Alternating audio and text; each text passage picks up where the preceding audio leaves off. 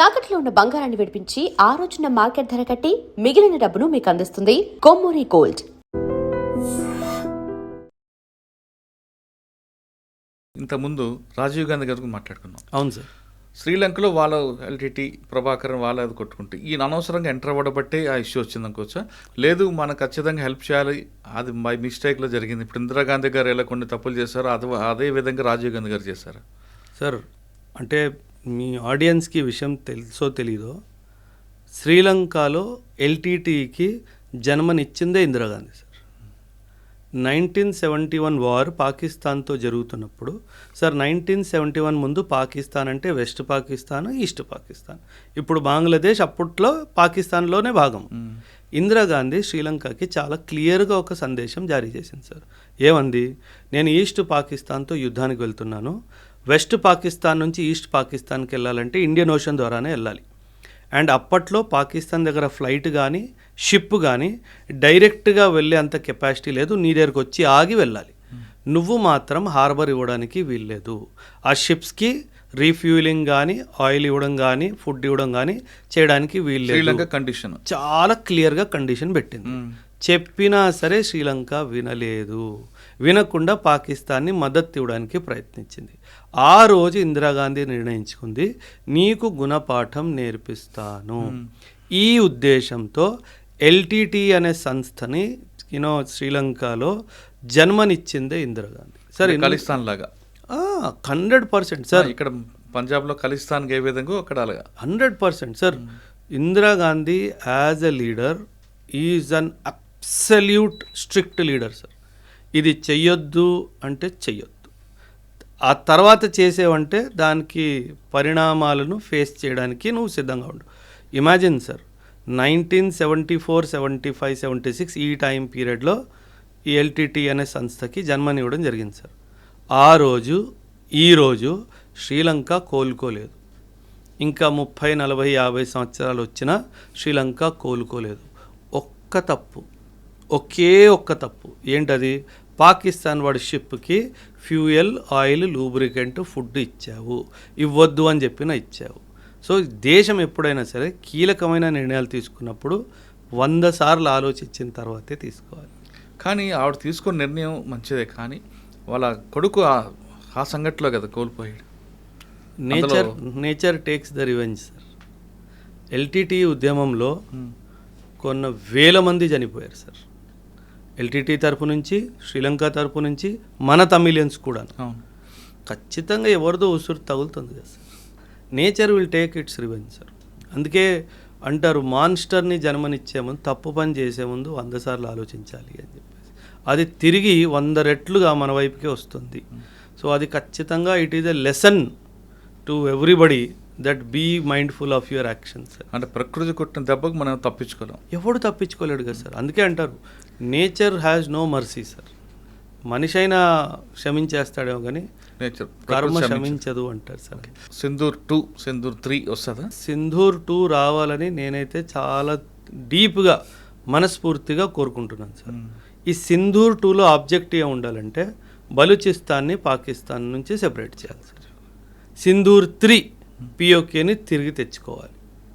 ఇది ఎలా చేస్తారో అజిత్ దోవల్ గారు కానీ, మోదీ గారు కానీ, రాజ్నాథ్ సింగ్ గారు కానీ, అమిత్ షా గారు కానీ, మన ఎక్స్టర్నల్ అఫైర్స్ మినిస్టర్ జయశంకర్ గారు కానీ, ఈ 5 బుర్రలు కూర్చొని నిర్ణయం తీసుకుంటే ఒక 6 నుంచి 8 నెలల్లో బలూచిస్తాన్ అయిపోతుంది. 1 సంవత్సరం తిరిగేలోపు పిఓకే కూడా మన భారతదేశానికి వస్తుంది. కానీ సార్ ఒక విషయం సార్, బలూచిస్తాన్ ఓకే ఫైన్ చేసేయచ్చు, కానీ పిఓకే చాలా జాగ్రత్తగా, చాలా చిన్న చిన్న విషయాలన్నీ చాలా దగ్గరగా పరిశీలించిన తర్వాతే చేయాలి.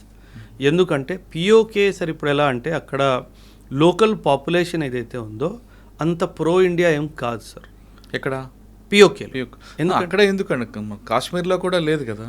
అంటే ఇప్పుడు ఎలా అవుతుందంటే సార్, రాడికలైజేషన్ ఒక పదం ఉంటుంది. అంటే మన దేశం మీద ద్వేషను పెంచడంలో పాకిస్తాన్ చాలా సక్సెస్ఫుల్ అయింది సార్. సో ఫస్ట్ ఒకవేళ మనం పిఓకే తీసేసుకున్నా సరే దాన్ని డైరెక్ట్గా ఇండియాలో ఇంటిగ్రేట్ చేయకూడదు సార్.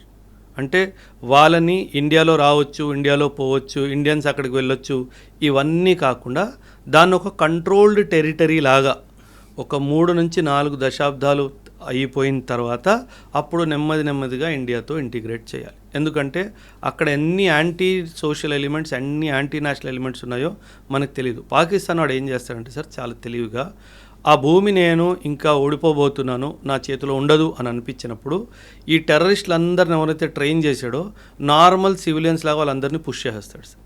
సో వీళ్ళేంది అక్కడే ఉంటూ మన దేశంలో మళ్ళీ అన్ని అరాచకాలు చేయడానికి ప్రయత్నిస్తారు. సో అందుకే అది మన చేతిలోకి వచ్చేసినా సరే దాన్ని మనం చాలా జాగ్రత్తగా హ్యాండిల్ చేస్తూ ఒక 4-5 దశాబ్దాలు అయిన తర్వాతనే మన దేశంలో ఇంటిగ్రేట్ చేసుకోవాలి అనేది నా ఆలోచన. కరెక్ట్. పీఓకి వరకు మీరు చెప్తున్నారు, కానీ కాశ్మీర్లో కూడా ఇప్పటికి కూడా ప్రజల మద్దతు ఉంది కదండి.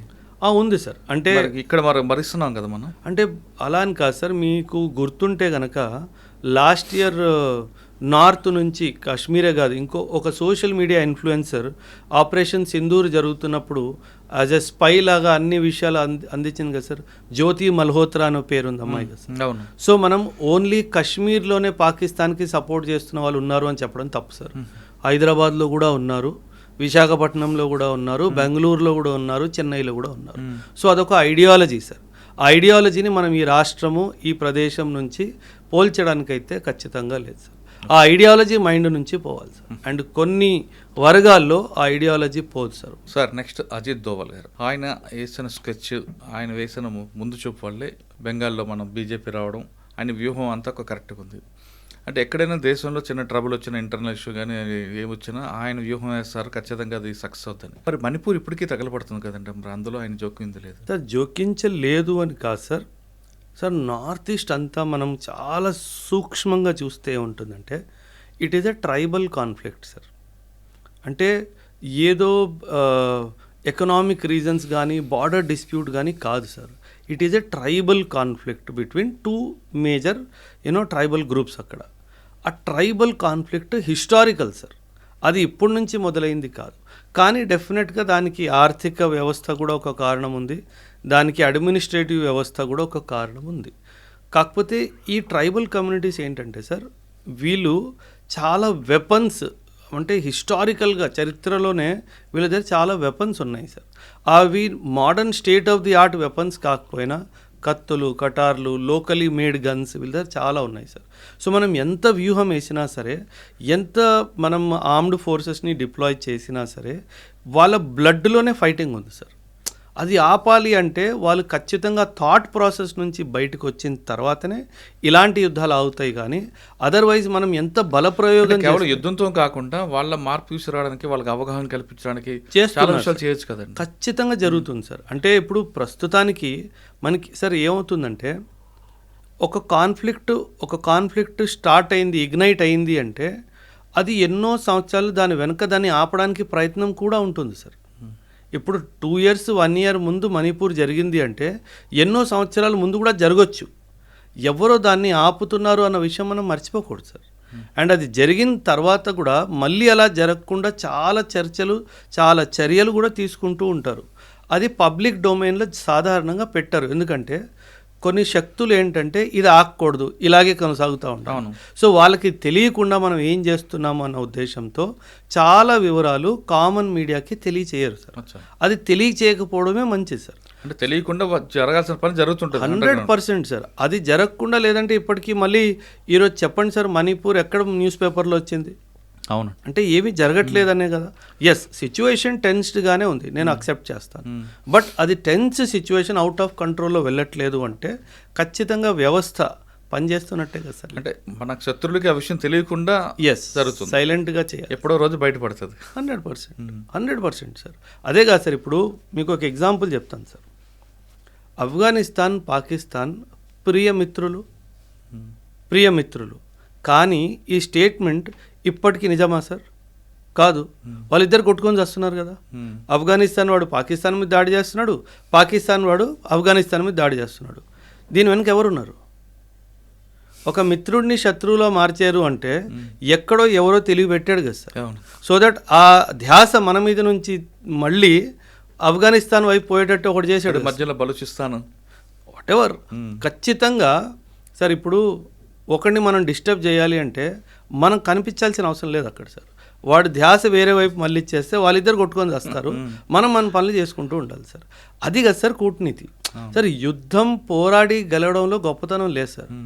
యుద్ధం కాకుండా మన మీద యుద్ధానికి రావాలనుకున్నాడు మీద ఇంకొకడిని పంపించడము అది నిజమైన గెలుపు సార్. అందులో అజిత్ దోవల్, అందులో అజిత్ దోవల్ గారు నంబర్ 1 సార్. సార్ అజిత్ దోవల్, జయశంకర్ సార్, అమిత్ షా, వీళ్ళు త్రిమూర్తులు సార్. వీళ్ళ మైండ్లో ఏం నడుస్తుందో ఎవ్వరికీ తెలియదు sir. So that is the beauty. మీరు ఇమాజిన్ చేయండి సార్, ఎవరైతే మన మీద దాడికి వస్తున్నాడో వాడి స్నేహితుడి మీద దాడి మీదకి వెళ్ళేటట్టు మనం చేసాం సార్. దీనికి మించిన డిప్లొమాటిక్ సక్సెస్ ఏముంటుంది సార్? అదే అటెన్షన్ డైవర్షన్ చేశారు అంతే. That is the game sir. Sir అందుకే సున్జు అని చెప్పేసి ఒక మిలిటరీ ఫిలాసఫర్ ఉన్నాడు సార్. ఆయన ఏమన్నాడంటే, there is no greatness is winning a battle, there is no greatness in winning a battle, the greatness lies in avoiding the battle. So that is what we did. So imagine, China నుంచి 1962 నుంచి ఇప్పటి వరకు మనం బ్యాటిల్ని avoid చేసాం కదా sir. అవును. So that is the real victory కదా sir. So పోరాడి యుద్ధం గెలవడంలో పెద్ద గొప్పతనం ఏం లేదు సార్. అంటే ఐడియాలజీతో కొట్టడం అనేది గొప్ప. Yes, exactly.